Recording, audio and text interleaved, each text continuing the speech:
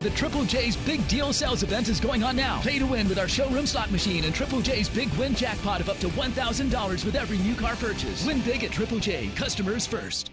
You're also, of course, the chairman of the Guam Chamber of Commerce. Right. So let me ask you to put that hat on first. Okay.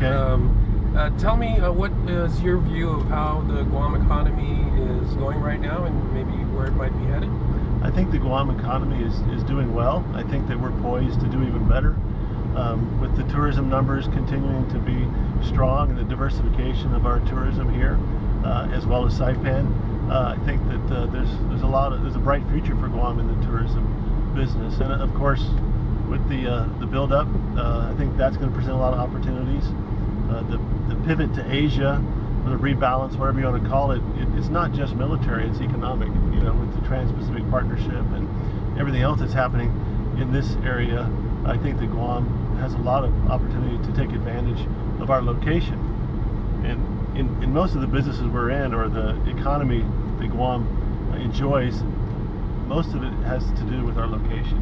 Of course, tourism, we're close in proximity with Japan, Korea, China, and that's one of the main selling points we have, is we're so close, and we have a nice climate, and people like to come out and visit. But also, on the military side, that's why we enjoy the military investment that we have here, is because of our location, closest U.S. Soil in Asia, and so our location really is our main selling point for most of our businesses. And I think with the pivot to Asia economically and the Trans-Pacific Partnership, I think that's going to even play out well for us as our location. Yeah. Speaking of the military buildup, it's projected that the military spending will equate to about $9 billion over the course of the next 12, 13 years.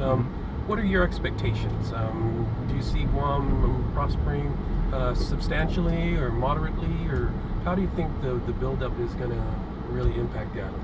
I think we will prosper well, depending if we prepare ourselves for it. And it's already here. It's happening quickly. But I think one of the most important things is for us to embrace it and try to take advantage of it as much as possible, from a business standpoint and also from an employment standpoint, because all the businesses that are here are going to need more employment and more employees to carry out the work that needs to be done. And even the businesses that come in for this, they're not going to bring in all their workers. They may bring in a few, but they're going to need skilled workforce. And I think that's one area where we can benefit quite a bit, is having that skilled workforce available to them. What do you think the local government can do to help out, not just in terms of the military buildup, but the Guam economy as a whole?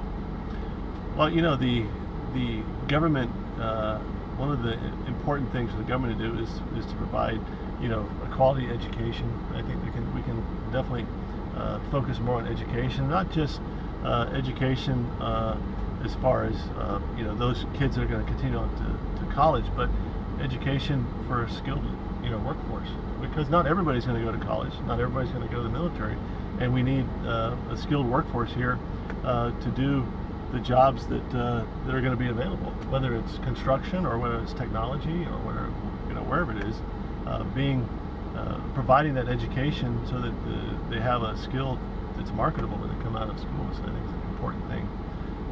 Also, I think the safety, public safety and public welfare, and providing just a environment where businesses can thrive and employment can continue to increase.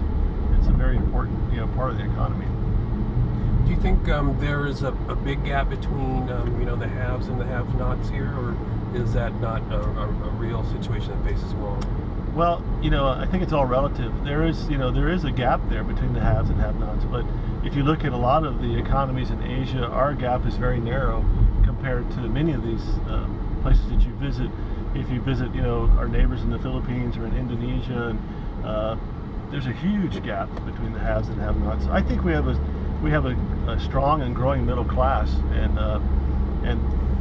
our economy has a lot to do with that. I think the fact that the military spending that we have here, as well as the other federal spending, helps that middle class and that lower middle class continue to increase, in their household income. So I think that's it's not a huge problem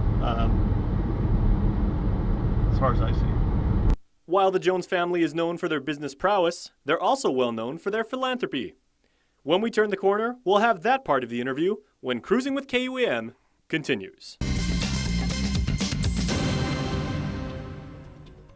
The Triple J's Big Deal Sales event is going on now. Pay to win with our showroom slot machine and Triple J's Big Win Jackpot of up to $1,000 with every new car purchase. Win big at Triple J. Customers first.